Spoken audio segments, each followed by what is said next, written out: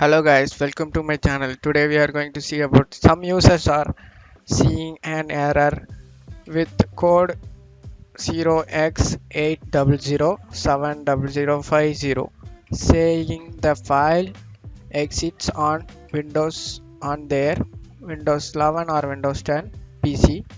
We need a few working solution that can fix the issue for good. I'm saying that check if the file is in use or recommend you to disable antivirus software, and just in case of thing you can simply restart your PC. You can solve this problem guys. Just a single restart of this PC can solve this easily. uh, Try this guys, make sure. Thanks for watching my videos. Hope you guys like it.